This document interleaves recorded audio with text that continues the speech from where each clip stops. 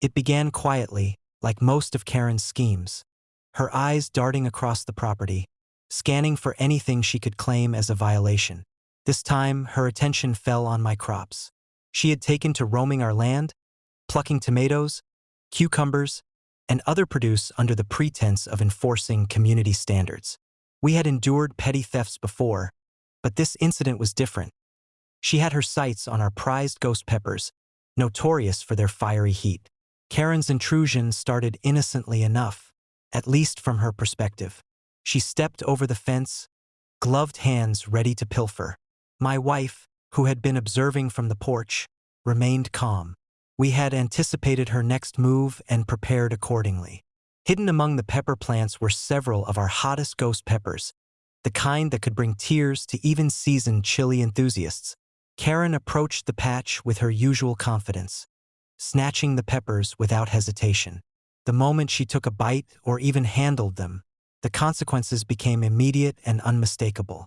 Her face contorted as the fiery heat hit, and she staggered backward, screaming for water that wasn't nearby. My wife, standing at the edge of the field, calmly filmed the entire debacle, capturing Karen's dramatic reaction in full detail.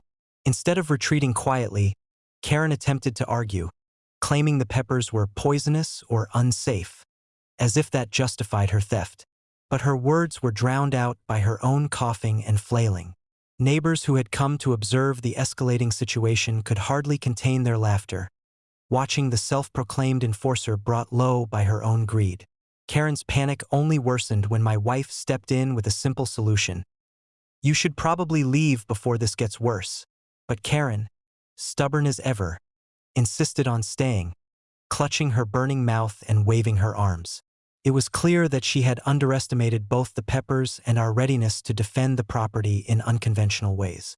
Eventually, Karen retreated, humiliated, and with her mouth on fire, leaving a trail of chaos behind her.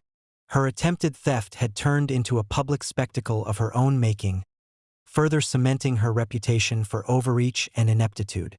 The neighbors shared whispers, chuckles, and knowing glances, all of them aware that Karen had once again miscalculated spectacularly.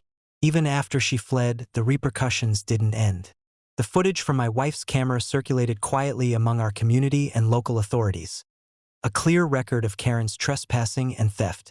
The incident became another legal safeguard for us, proof that any future complaints from her were likely to be met with skepticism or outright dismissal by officials who had seen her antics repeatedly. That day also served as a personal reminder of how small preparations and clever planning could turn potential disasters into decisive victories. Karen had thought she could intimidate or control us with petty theft and bullying, but she had failed spectacularly. Her own arrogance had done the rest. By sunset, the garden was intact, the ghost peppers thriving, and Karen's credibility lying in ruins somewhere along the fence line. We laughed quietly at the absurdity of it all, knowing that while she would likely return with some new scheme, the fiery lesson of the ghost peppers would haunt her for a long time. In the end, it wasn't just about property or vegetables, it was about the principle. Karen had once again tried to assert control through intimidation and theft, and once again, she had been bested by preparation, composure, and a little clever strategy. Our family's legacy of standing firm against HOA tyranny had grown, and Karen's legend as a spectacularly failed antagonist was now firmly established in our community lore.